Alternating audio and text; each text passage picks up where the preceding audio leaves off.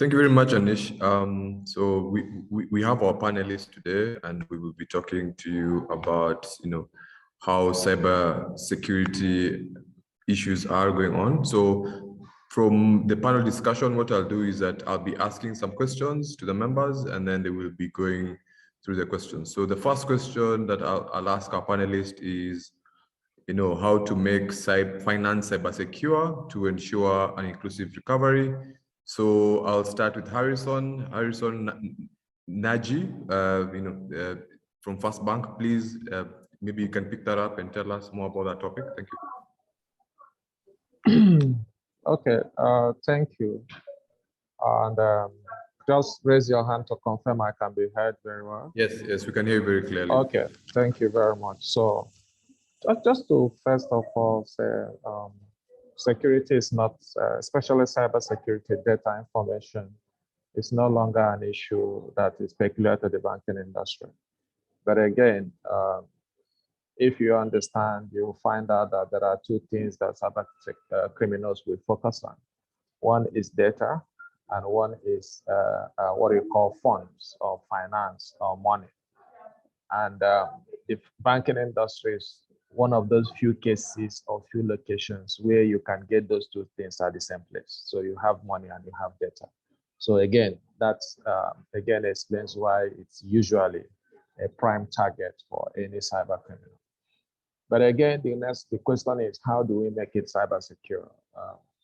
And how do we ensure what we call inclusive recovery? So there are two separate things. First is I would treat the issue of cybersecurity in terms of detection and prevention, while the issue of recovery, I can take on that detection and recovery. So you have detection and prevention, which is when you talk about how to secure, but remembering that there is no organization that have capacity to holistically and comprehensive and consistently stop criminal invasion.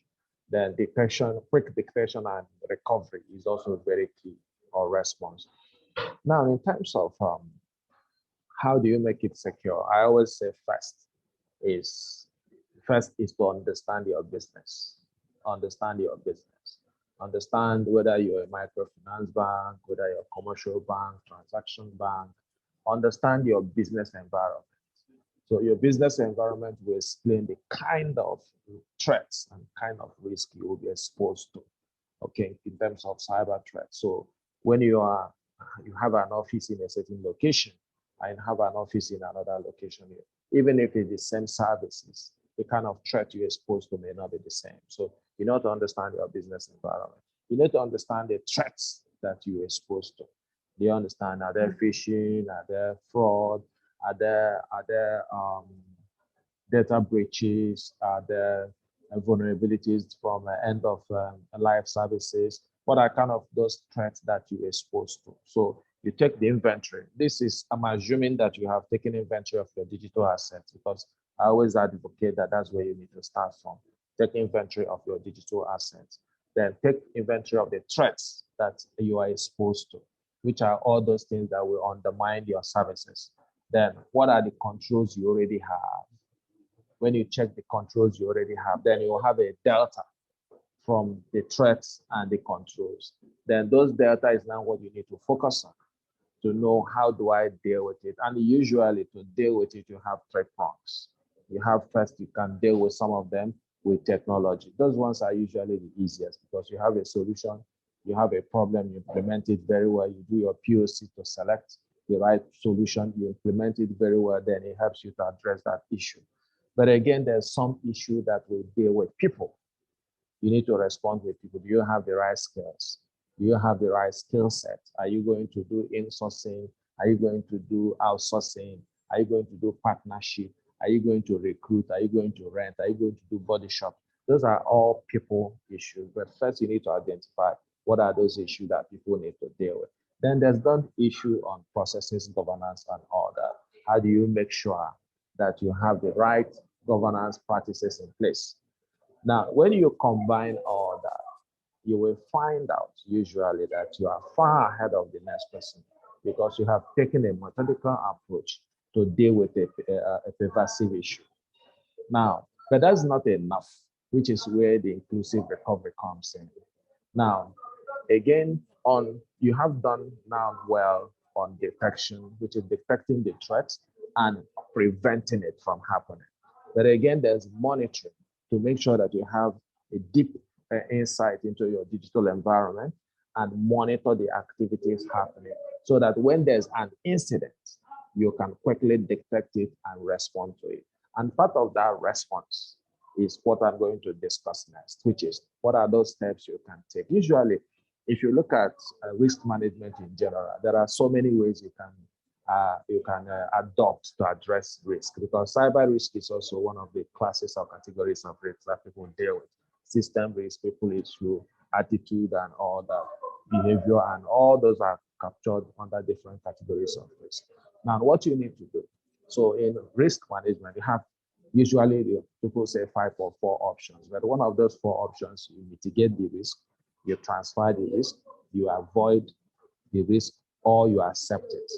So, but we're looking at how do we mitigate it, right? So in mitigating the risk, what are one of the things, first thing I say is listening. Take in the necessary cases, you need to be able to make sure that you have a risk management plan, crisis management plan, something you can simulate and test and assume. You know, we preach that people should have an assumed breach mentality, that something can go wrong mentality. So that helps you to prepare.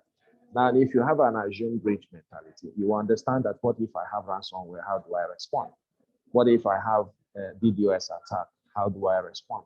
What if my employees or my staff or my colleagues decide to work with syndicates? How do I detect it and respond? Do I need to take backups? Do I need to take backup? Do I need to buy cyber insurance? Now, in some markets, it's a maturing concept, the cyber insurance. So do I need to share the risk with a partner? Or do I need to even avoid the entire business because I think the risk is too big? So those are some of the things you can do on the preventive side and on the incident response and recovery side. Thank you. Thank you very much, Harrison. So I'll also like Samir to tell us more about this. Harrison has told us about understanding your business. He's talked about setting an inventory of digital assets, risk registers. Do you have the right people? You know, crisis management. He's also talked about assume a breach mentality. So Samir, in terms of ensuring an inclusive recovery, please give us your thoughts about that topic. Thank you. Hi, good morning. I hope you can hear me. Can you just? Yes, we can hear you. Thank you very much. Thank you.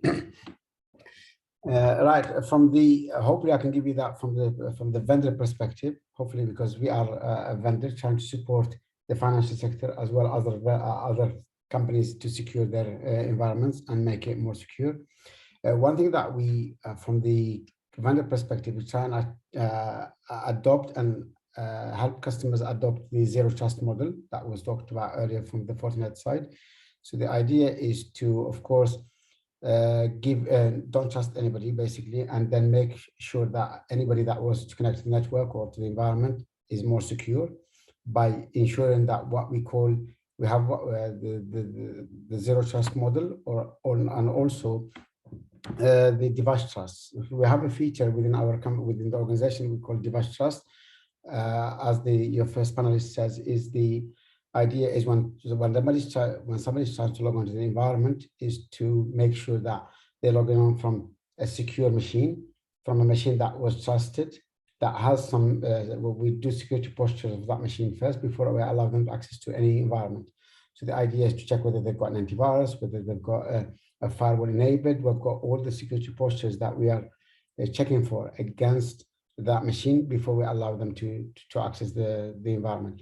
And the second most important thing on the zero trust model as well is the adaptive MFA. A lot of companies have adopted the MFA, but again, the idea is we don't want to make users, we don't want to make it cumbersome for users to actually, when they do MFA, and it becomes very, very tiresome, and therefore they just give up. So the idea by having the adaptive MFA is to have intelligence in the multi-factor authentications. So when a user starts to log into the environment, we can check whether, for example, Samir has logged in from one area, and if the same account has been logged in or trying to be logging on from somebody else, somewhere else at the same time. So then Okta will flag that as a kind of unauthorized access or something that is quite fishy.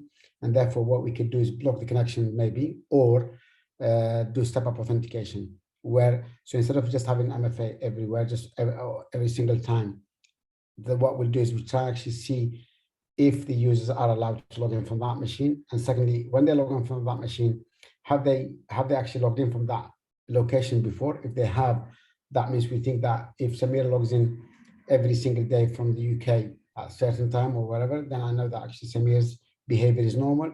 But if I see the same connection, or Samir is trying to connect from another country or from another location, then maybe I'll take that as suspicious behavior and then push that for an MFA or block the connection until somebody authorizes it to go in.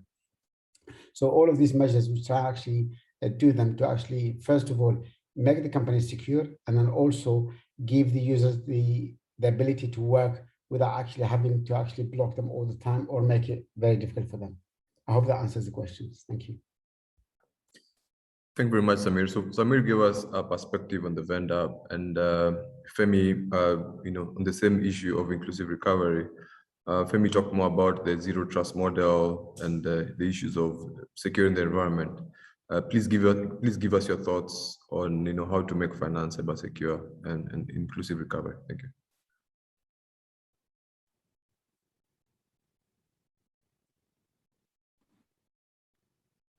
Yeah, yes, Femi, we can't hear you. Maybe we can increase the volume.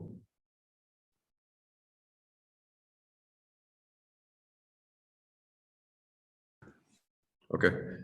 As Femi is setting up also, one of the key things that we've noted about insurance, cyber insurance, is that insurance focus on looking at issues like supporting you on recovery, supporting you on regulatory fines. Hello, Ezekiel, I want to find out. Yes, Femi, we can hear you now. Yes, can go ahead. Okay, thank you very much, Ezekiel, for moderating this. I think my job has made it a bit easier with two very experienced people talk earlier. Harry Singh was a senior colleague that I worked with very closely, and he gave a lot of insight as regards Zoom Bridge and some other ways that we may look at securing the finance environment against cyber threats. Then the next panelist spoke about zero trust. And I think those were basic strategies that one needs to look at when you're ensuring or when you're securing cyber threats in modern times or in the modern era. But there's a perspective that I want to bring in here, and it's the perspective of the digital transformation. The threat landscape is changing so fast. The digital financial environment is changing so fast as well. And that brings in a lot of risks. It brings in a lot of compliance issue awareness. And it is a no-brainer for cybersecurity experts and people who are in this field also to move very fast in the direction. I know the technologies like Okta and all that are doing a lot in terms of providing defenses that use artificial intelligence for behavioral monitoring and a couple of very interesting stuffs in the technology space. But there is something I want to also look at in terms of processes, procedures, and policies that people have to put in place for technology, for the finance industry, especially when it comes to your focus specifically. So that is a big role in how you set up your defenses. It plays a big role in how you set up your cyber protection around that environment. And I want to mention here also that very importantly is the part of user awareness, the part that it plays in ensuring that this our cyber environment is secure for finance users is very, very, very key. And I'm going to make an illustration in this part of the world where we have the technologies, we have put in place properly. User who does not understand where to go to, who does not understand which mail to click on, which sites to go, what to do when he witnesses some kinds of incidents, I become exposed. No matter how big the technology, no matter how good that technology that I put in place is. So he exposes me on the part of user awareness and how we can explore that in ensuring that we secure the threat landscape, because the threats are getting bigger, they're getting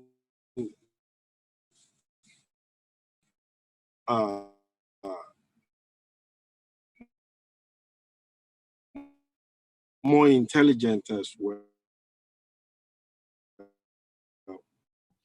I think we're losing your sound, actually. I don't know if it's me or everybody else. Yeah, it's okay. I think what I think hope we'll move to the second question. Provides an insight into the question that you have asked, Ezekiel. Okay, thank you very much, Femi. So from my end, I want to move to a second question, and also just to chip into the conversation about cyber insurance. Most people don't really know, there's a risk transfer perspective of insurance. And some of the areas insurance cover is things like data loss, paying you as a company to recover that data. If there's a breach on data, on private security, or on privacy, if your regulator fines you, some of the insurers come in to support you on defense costs and fines. They also support you on lost profits, on business interruption and cyber extortion. But whereas the insurers might look at this, there are also increased risks, from a company. And what I'd like to talk about is remote working. How has remote working changed the cybersecurity threat?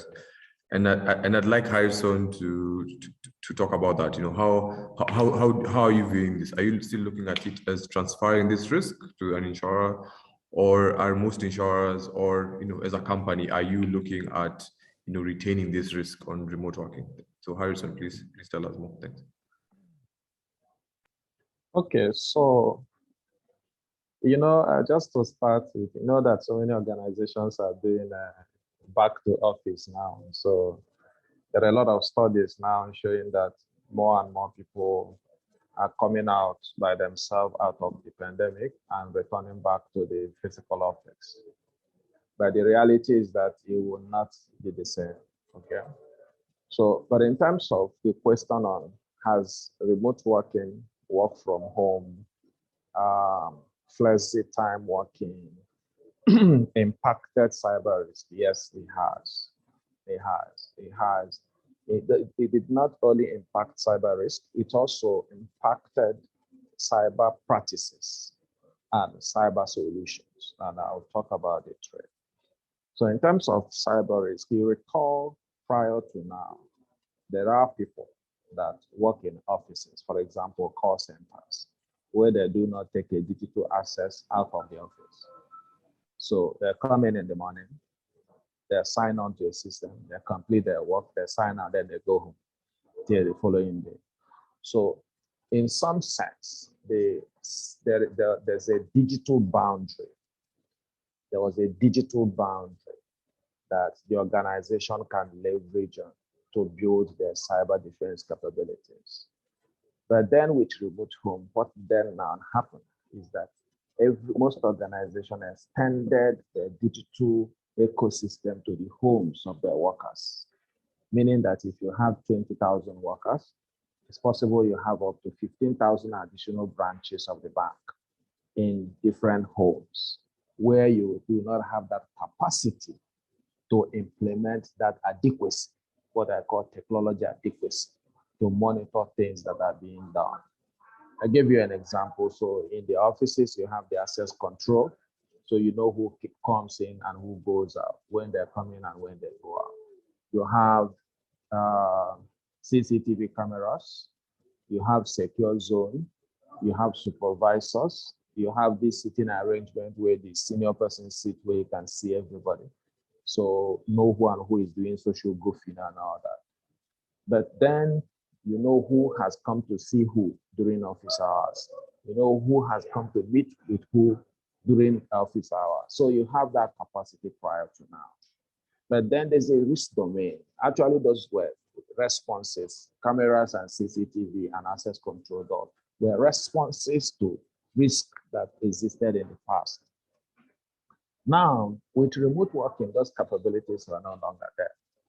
So the risk now escalated because sensitive data are now being exposed to homes. And those homes were not ready because in some cases, people live in a multi-shared home where they share the apartment with so many other people and they have to stay work. So people hear them when they speak, people see their screen when they work, people watch their conversation, people in some cases use their system to do their own personal things. So that escalated the risk. So yes, remote work impacted cyber risk, and it also unbounded the restrictions to even fallen victim. So you have people getting kidnapped, getting threatened to take certain actions against the organization. Syndicatism, people having syndicate became cheaper because again, it was easy to identify who worked where and try to co-opt them into cyber criminal gangs. So how did they impact cyber technologies? You recall prior to now, sometimes I'm a security practitioner. So when you come in the morning, you connect your system to the network, then the WSUS, your patch manager, had gone to bring back patch from a location. He had gone through the test. So when people connect in the morning, then they download those patches into their system. Is it Windows patches? Is it anti-malware patches? But with remote working, it didn't work anymore because people were connecting from home and they were just connecting to company resources via the internet or via VPN. So then what now happened? Again, invisibility. If you say how many of my system are compliant, how many have received so and so patch, were no longer possible. So the technology company had to now start to build the edge devices to say, okay, wherever you connect from, once you have this edge, you now have a route to come back and report once you're able to connect to the internet. So those now started happening. So things like zero computing now started happening again because wherever you're connecting from, people want to be sure that you are safe and things are safe.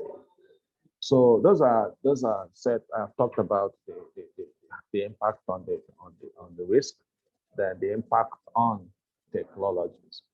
Now, if you look at impact on people, you realize as a staff, for example, that as a remote worker, you are now the CEO, the CTO, the CISO, and the staff at the same time.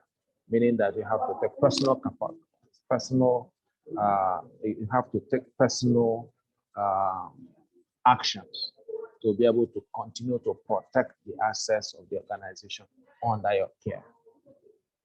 So that also changed a lot of mindset in how to act. So some organizations, including my organization, have to focus more on teaching, not even awareness now, but teaching people how to walk out of the office so that they can understand that personal organizational assets within their care, they have to take extra steps to make sure that those assets are protected. When to work, how to work, when to speak, and when to do all things like that. So yes, the remote work impacted the cyber risk landscape.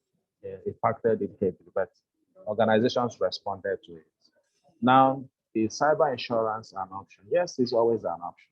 But like I said in my first response, it's also a maturing concept because even some of the insurance companies don't understand what the depth or the breadth they need to go with cyber insurance. Again, because the insurance, traditional insurance, is tied against a premium. So you bring in a car, someone asks you what is the value of the car. It's okay, this is the percentage of you need to pay. What is the insured value, right? You give an amount, then they insure against that amount.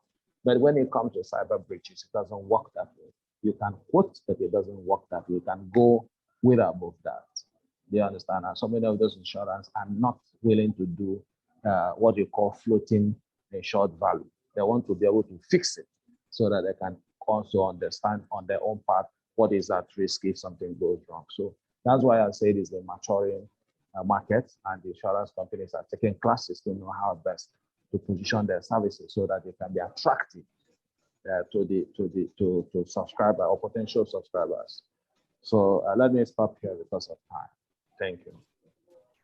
Thank you very much, Harrison. So Samir, as a vendor, how do you make people more secure and reducing the risks of your clients who want to do remote working? Sure, thank you very much. Well, the remote working, I think it's been long overdue because I know I haven't worked in an office for about 12 years now. I've been always a remote worker. So again, so the idea behind, and then to be honest, where I live at the moment, I live in the UK, and to be honest, everybody, about 80% of the companies are going to keep maintaining this work from home. And then a lot of offices are reducing now. So instead of having big offices, they're trying to reduce. So I think the remote working is going to stay. And the way to do that from the Okta perspective, at least, is again, I'll emphasize on the zero trust model that we talked about earlier. But one thing that we've done as well is the fact that we've built up a very good network with other vendors, for example, like CrowdStrike, like Proofpoint, like CASBs, like Netskope, all of that, because of our solution is a cloud-based solution. So the idea is when we see a lot of companies are moving towards the cloud, we saw a big uptake on the VPN, for example, on MFA, because yes, people had VPN, but they just used it sporadically. But because of the COVID and the remote working, so we saw a lot of uptake on the VPN quickly. So therefore, what we've done there is immediately allowed companies to do multi-factor authentication on the spot. So it was easy, even you don't have to go to the office. There's no service to be set up on a network environment. So no physical presence needed on the company side to be able to actually implement the MFA.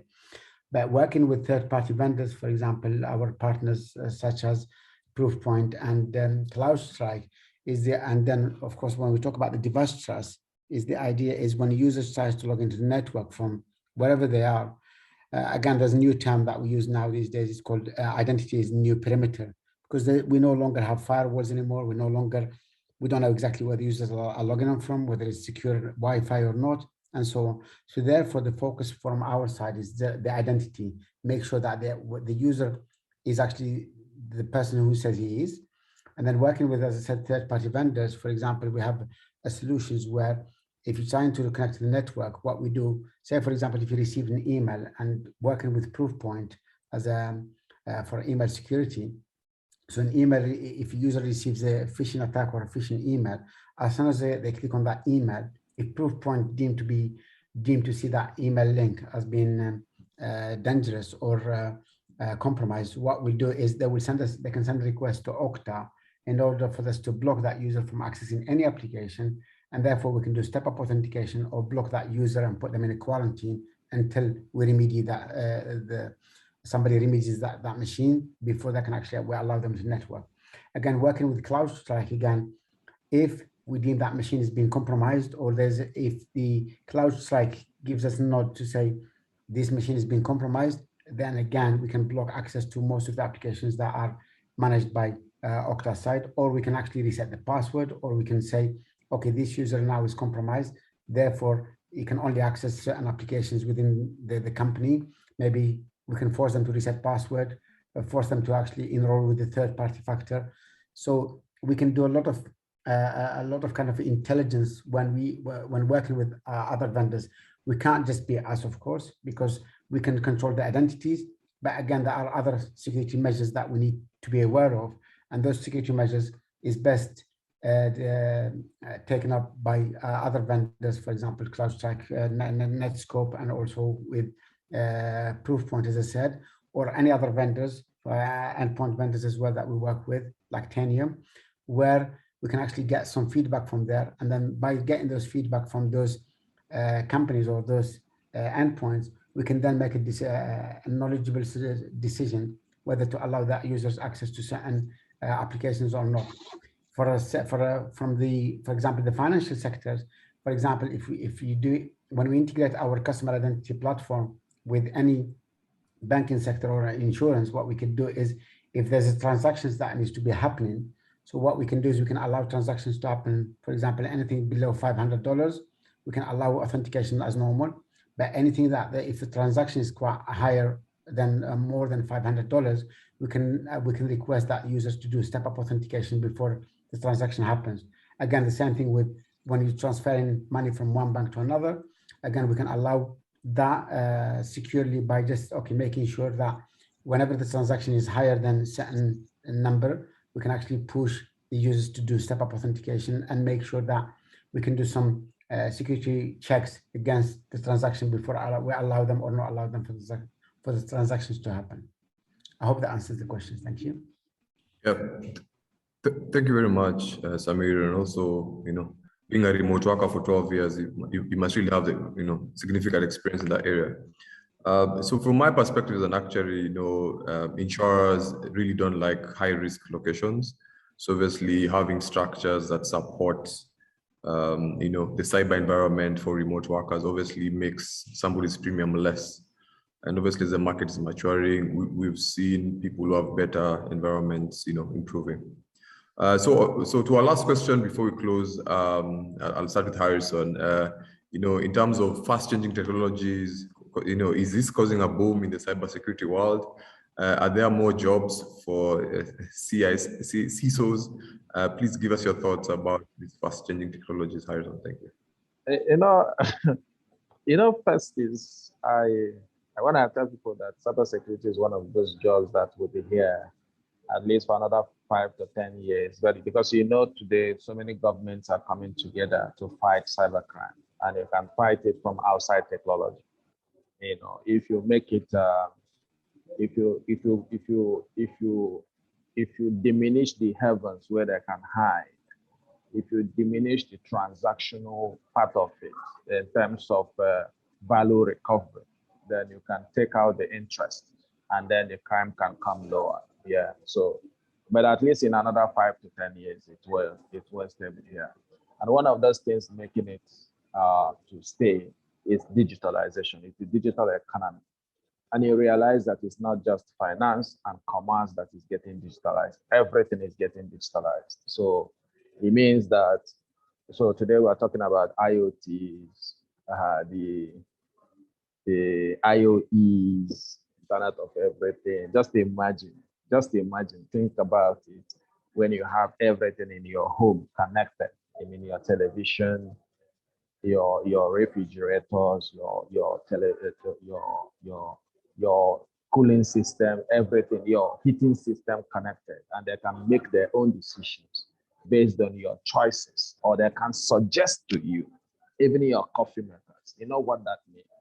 Is that if you do not have the right security, the temperature can go from 18 to 200 or to 100 or to 50 by someone taking over your home, your swimming, your pool can go from one temperature to another temperature because some cyber criminals have taken over, because it's a cyber criminality that is happening now, which we have seen with the pipeline which we have now seen with the heating system, with the power systems being shut down by cyber criminals.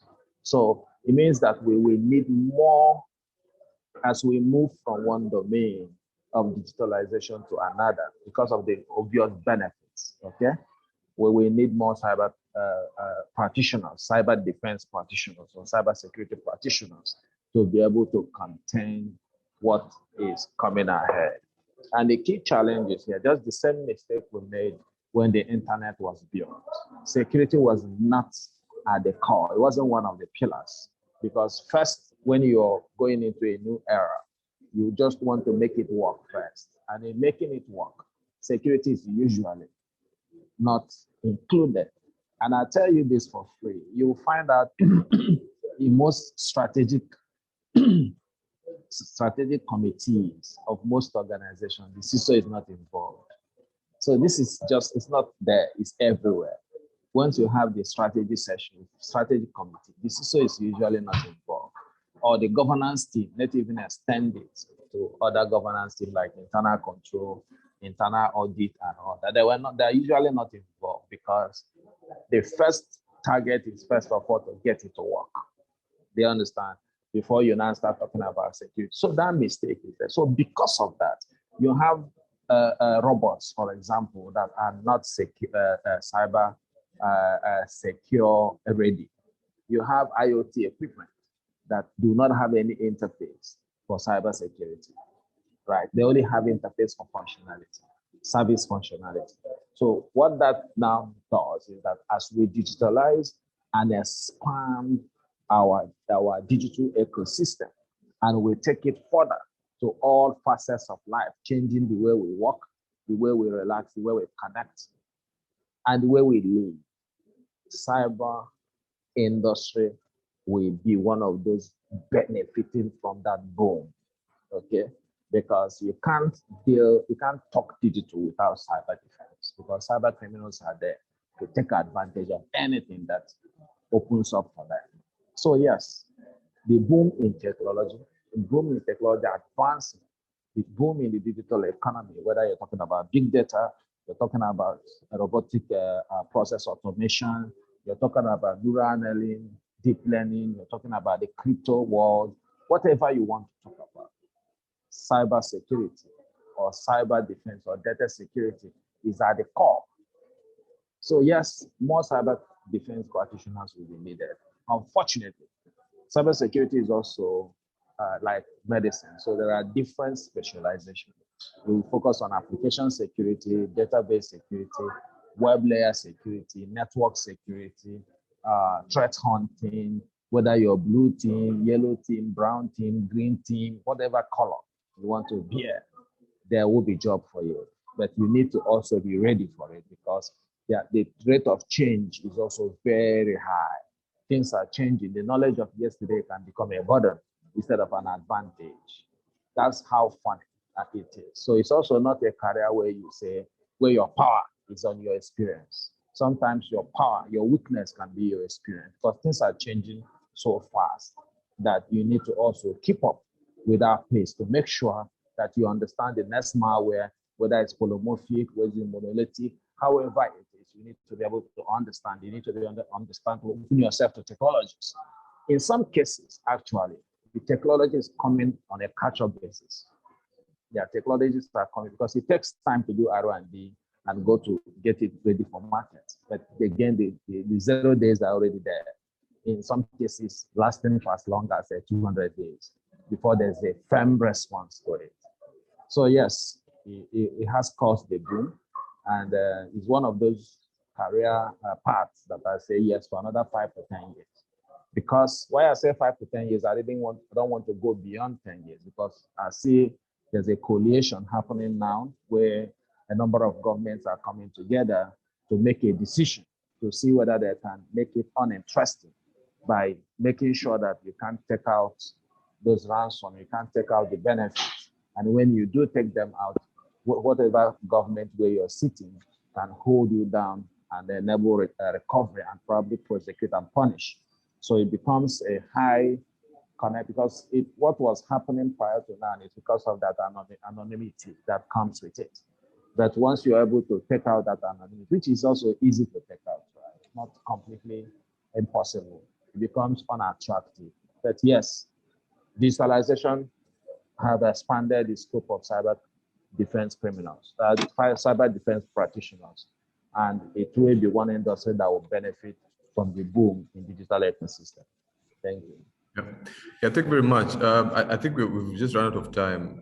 You know, our session is supposed to go up to now. So thank you very much, everybody. I know, Femi, you had some connectivity issues. I hope we'll be able to see you. People can see you on they can log into the BFSI Summit, and feel free to talk to some of our speakers, Harrison, Samir, Femi, and myself on the chat. So Anisha, over to you. Thank you very much. Thank you. Thanks very much. Thank you for the discussion. Ezekiel, we've got one question that is coming from the audience. And the question is, human firewall is our first point of defense. What automated tools can you recommend to sensitize or carry out cyber awareness campaigns? Sorry, you're on mute. Harrison or Samir? Yeah, I can. No, there are. Thank you. Yeah, actually, sometimes I don't want to talk about products, like companies, for example, in a conversation like this. But there are so many solutions you can use today that helps you build capacities. And in some cases, some organizations also have LMS, the learning management system. So you can integrate it to your LMS, and you're able to track who has done what and measure performance and measure completions. There are a lot of them that I know that are very good, right? But one thing I always say is that knowledge is not enough. Knowledge is not enough, right? In some cases, I have seen people go to a knowledge seminar and they wanted to test out those things, and they became cyber criminals just by testing the knowledge they acquired through awareness, right? So what I always say is that you combine it with technology. One of the easiest examples I will always give is that if knowledge is enough, nobody will be smoking cigarettes, right? Everybody knows it's not good, but people are still smoking. Yeah, so knowledge is not enough. You must take the human firewall is only as effective as you want it to be. But you need to, first of all, provide the awareness, but you need to take steps to make sure that you continue to monitor and you continue to prevent using the right combination of technologies, okay? But there are a lot of good products. If you do a Google search, it will give you that you can use. Thank you. Thank you very much, Harrison. Anisha, do you have time for another question, or we can end the session? I think we can end the session here. Okay. Would like to ask Samir if he has any options to recommend, because Harrison says you can do Google search and there are lots of options, but that's the thing with Google, you know, so many options, you're confused. Any 1, 2, 3 recommendations from your side, Samir? No, I can actually give a free advert for best know before, okay? I can give a free advert for know before because I have seen them do a lot in terms of going beyond the awareness, working with organizations to provide some of the analytics that are guiding people in their decisioning. So I can do a free advert for know before, but one of the things you will also know is most of the solutions that build anti-phishing, most of the companies that build anti-phishing solutions, right, also come with some module for training so that when you miss a simulation, they can prepare training for you. Yeah, but know before is good because they elaborate and they have different modules that you can leverage on, and they have different packages that you can onboard. Yes, this is a free advert. So get in touch with Harrison. He's got a stuff for you. Samir, any recommendations from your side? Honestly, I'll concur with Harrison because, to be honest, it's very dangerous to start talking about products because the best product you can have today, tomorrow it could have a security hole in it. So therefore, I'd recommend always to keep an eye. And then usually a lot of companies, and we know that usually we still take Gartner and Gartner kind of as a good kind of starting point. Look at Gartner, what they say, because they do quite good extensive product testing. And then from there on, you can deduct whether that's a good fit for you or not. Again, some solutions will be will be quite good for on-prem, for example. But I know a lot of companies are moving to the cloud, and then the new cloud solutions are slightly different than the on-prem one. So again, it all depends on where you are in terms of digital transformation in the company, and then whether you're looking at cloud, on-prem, or hybrid. So I think I always try and avoid kind of giving a product just product name, because then it becomes a bit sort of, you know, not, it might die next day and then it'll end up saying, oh, Samir told us this. No. It's very, as I said, Gartner is usually a good indication. If you go to Gartner for the whatever solution you're looking for, do the reading there, and then actually try and do your own testing as well, because a lot of companies, they just buy with, no, not just what Gartner says, but it's always see what's best for the company itself. So what they need it for, and then that's the best way to do it. Thank you. All right. A big thank you to all our panelists for joining us on this very important discussion on cybersecurity. Ezekiel, thank you so much for steering this discussion and getting so much information out of all of our panelists. They've got all their perspectives, different ones. Thank you so much for joining us.